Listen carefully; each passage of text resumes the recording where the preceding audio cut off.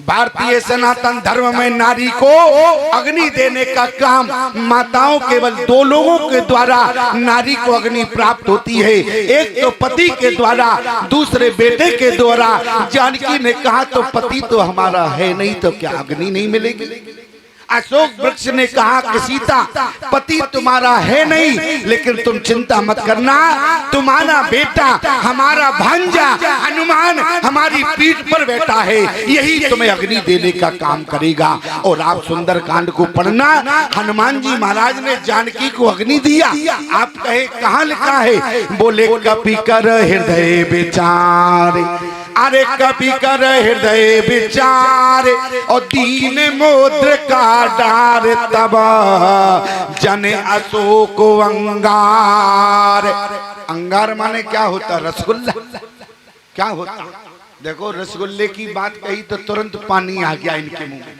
अब देखो रसगुल्ला हमारे मुंह में तो पानी आता नहीं है। आप कहें क्यों कि आपको रसगुल्ला अच्छा नहीं लगता है? अरे रसगुल्ला तो अच्छा है, स्वाद अच्छा है, लेकिन पानी इसलिए नहीं आता, मजबूरी है। आप कहें मजबूरी क्या है? क्योंकि हमको डायबिटीज है, तो कहाँ से पानी आएगा? क्यों? हम केवल देख सकते हैं, खा नहीं सकते हैं, क्योंकि डायबिटीज है हमको। लेकिन तुम्हें तो है नहीं, क्योंकि जितने लोगों को रसगुल्ले के नाम से प्रसन्नता हो गई तो समझ लेना कि उन्हें डायबिटीज नहीं है। बोले क्या कहा? कपि कर हृदय विचार। अच्छा देखो, हम अपनी तरफ से तो बना बना के बोल नहीं रहे माता। क्यों?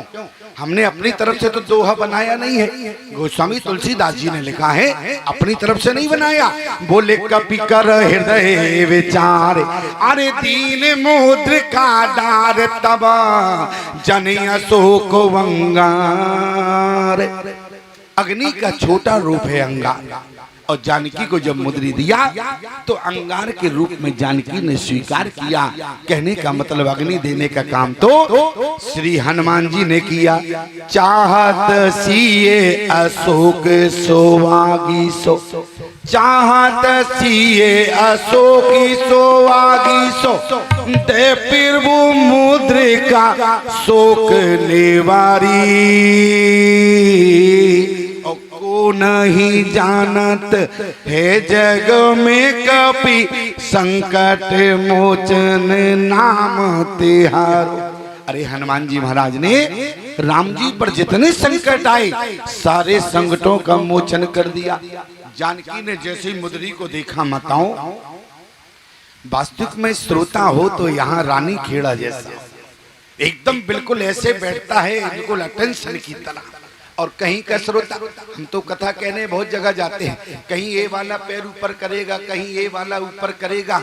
वो सोचता है कब महाराज जी बंद हो और कब हम जो है घर भागे। क्यों?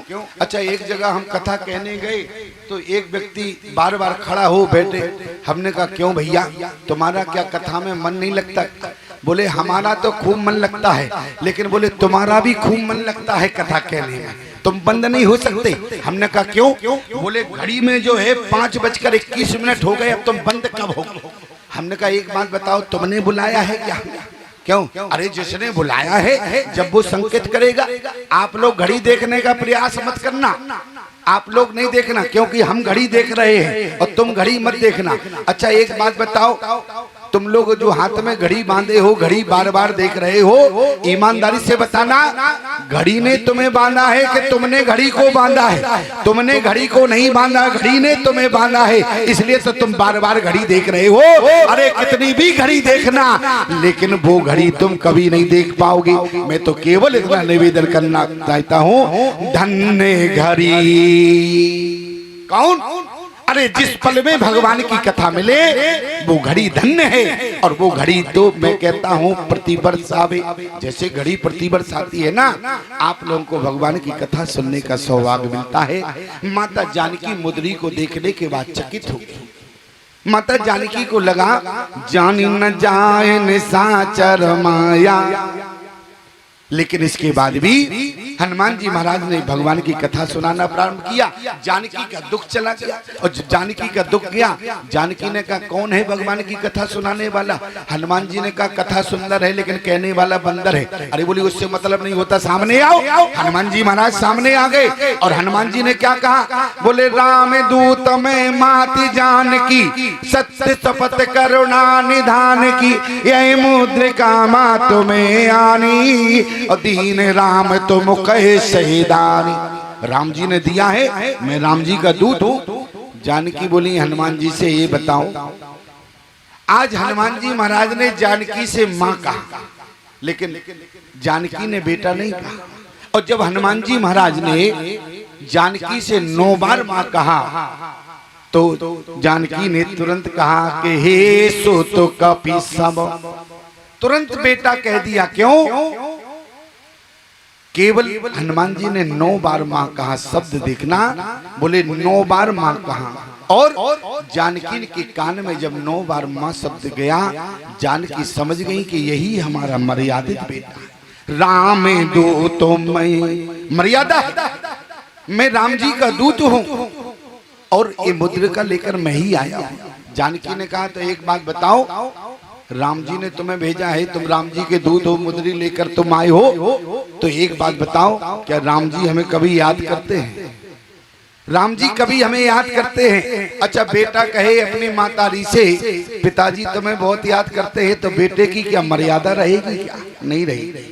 बेटे की क्या मर्यादा होगी? बेटे की मर्यादा नहीं होगी।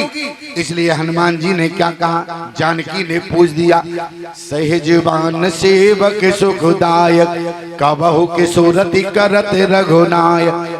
आज माता जानकी ने पूछा प्रभु क्या हमें कभी याद करते हैं? हनुमान जी ने कहा कि मैया रघुपति कर संदेश अब, अरे सुन जननी दरदीर, वस कहीं कपि गद गद भयो, भरे बिलोचन नीर। हनुमान जी महाराज गदगद हो गए। और एक बात बताओ, जब कोई व्यक्ति प्रसन्न होता है तो आंखों में आंसू होता है, कानों से कुछ सुनाई नहीं देता। और आज पति पत्नी के बीच में जो वियोग है उसका वर्णन श्री हनुमान जी ने नहीं किया।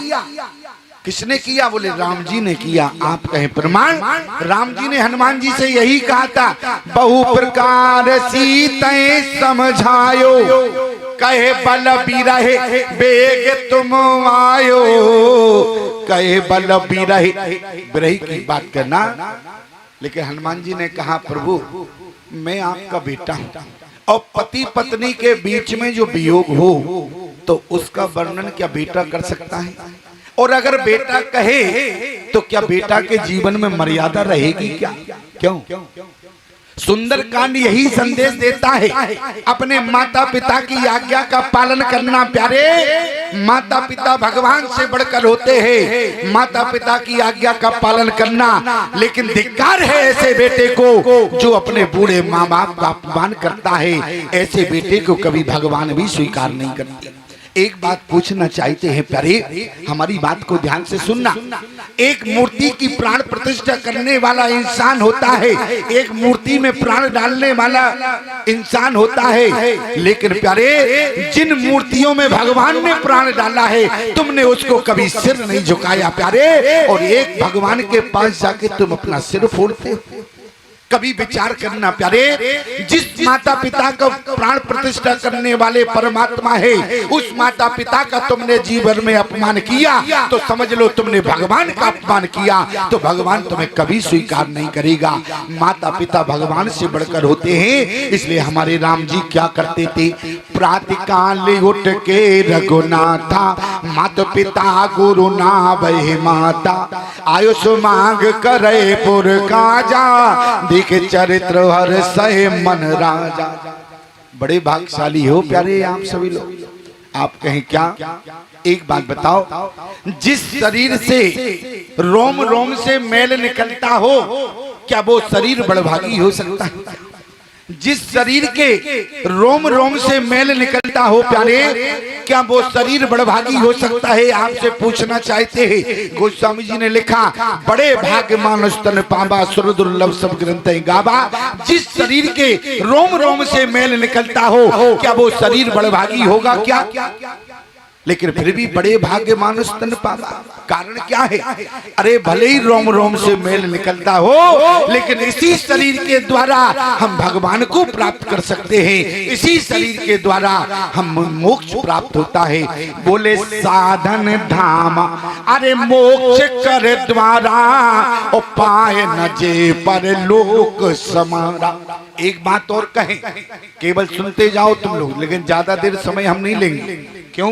क्योंकि हम भी बहुत दूर से आए हैं, थके हुए हैं। अब कुछ लोग तो यही देख रहे कब बाबा बंद होवे और कब आरती होवे और कब हम प्रसाद लेवे और कब पधारे। अच्छा बताओ, ये मौका रोज रोज मिलेगा क्या? क्यों? ये मौका रोज रोज मिलेगा क्या? नहीं मिलेगा। लेकिन एक बात पूछना चाहते हैं, हमारी बात का क्या उत्तर दे पाओगे? अभी आपने श्रवण किया, भरत ने कहा, बोले अर्थ धर्म न काम रुचि गति न चहो निर्वाण, जन्म जन्म रति राम पद यह वरदान ना। अर्थ धर्म काम मोक्ष, चार चीजें हमारे आपके जीवन में। लेकिन एक बात आपसे पूछना चाहते हैं, आज का समाज अर्थ के पीछे भाग रहा है। आज का समाज अर्थ को पकड़े रखा है। आपसे पूछना चाहते हैं, अर्थ से तुम्हारा कल्याण होगा क्या? क्यों? आप जो अर्थ को पकड़ रहे हो, मैं तो केवल इतना कहना चाहता हूँ, आप जीवन में अर्थ के पीछे मत भागना। आप कहें क्यों? क्योंकि अर्थ ही अनर्थ का कारण होता है। अर्थ ही अनर्थ का कारण है। भाई भाई में झगड़ा है तो केवल अर्थ के पीछे है। और एक बात और बताओ प्यारे, जो आज का भाई एक भाई से अर्थ के पीछे लड़ता है, जिस संपत्ति के लिए तुम भाई भाई से झगड़ रहे हो, क्या वो संपत्ति तुम्हारी है? अरे विचार करो, जिस संपत्ति के लिए तुम एक भाई से लड़ रहे हो, क्या वो संपत्ति तुम्हारी है? तुम्हारी नहीं है। मानस का प्रमाण देखो, बोले संपत्ति सब रघुपति के आई। और जिस दिन तुम्हारी भावना में संपत्ति परमात्मा की हो जाएगी, उस दिन भाई भाई का झगड़ा अपने आप समाप्त हो जाएगा। अभी तुमने संपत्ति पर कब्जा रखा है। क्यों? अपनी संपत्ति पर तुम बिल्कुल ऐसे बैठे हो फल फुलाए, और जो तुम्हारी संपत्ति को छेड़े तो तुम सीधा हाई कोर्ट चले जाते हो। अरे जरा विचार करना, जिस अर्थ के पीछे आज तुम भाग रहे हो, तुमने अर्थ को पकड़ के रखा है। जरा शांति में बैठकर विचार करना। अरे अर्थ तो तुम्हें प्रारब्ध से मिलता है। एक बात बताओ, मान लो किसी परिवार में एक बालक का जन्म हुआ, उसके 50 एकड़ जमीन है। अब वो 50 एकड़ जमीन क्या कमा के लाया है? क्यों? 50 एकड़ जमीन वाले पिता के यहाँ जन्म हुआ, इसका मतलब अर्थ तो तुम्हें प्रारब्ध से मिला है। इसलिए जीवन में प्यारे अर्थ को मत पकड़ना, काम को मत पकड़ना।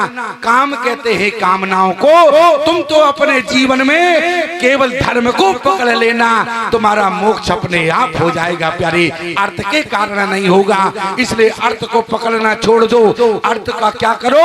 अरे अर्थ का तो केवल सदुपयोग करो। अर्थ का केवल सदुपयोग करो। और मैं आपसे कहना चाहता हूँ, जीवन में अर्थ को पकड़ने वाले, अर्थ तो तुम्हें प्रारब्ध से मिलता है, कामनाओं के कारण ही तो तुम आए हो प्यारे। अगर कामना तुम्हारे जीवन से चली जाए, तुम्हारे जीवन से अर्थ छूट जाए, तुम तो केवल अपने जीवन में धर्म को पकड़ना, क्योंकि धर्म ही तुम्हें मोक्ष की ओर ले जाता है प्यारे। इसलिए अर्थ और काम को छोड़ दो, तुम तो केवल धर्म को पकड़े रहो, तुम्हारा मोक्ष अपने आप हो जाएगा। आज जो सत्संग हो रहा है वो इसीलिए होता है, प्रतिवर्ष इसीलिए होता है कि जीवन में कुछ न कुछ हमारे अंदर विवेक आवे, क्योंकि सत्संग से ही विवेक आता है। और तुम्हारे जीवन में जिस दिन विवेक आ गया, उस दिन तुम्हें मानव जीवन का महत्व समझ में आ जाएगा। और जिस दिन तुमने मानव का महत्व समझ लिया उस दिन तुम्हारा कल्याण भी अपने आप हो जाएगा। प्यारे, भगवान की कथा कल्याणकारी है। बोले मंगल करनी कलिमल हरनी। आपने श्रीमद् भागवत में श्रवण किया होगा। उसी कलयुग में, उसी कलयुग के कारण आज परीक्षित को श्राप मिला। कलयुग के कारण ही तो मिला, लेकिन कलयुग का जो गुण था उस गुण के कारण परीक्षित का मोक्ष हो गया।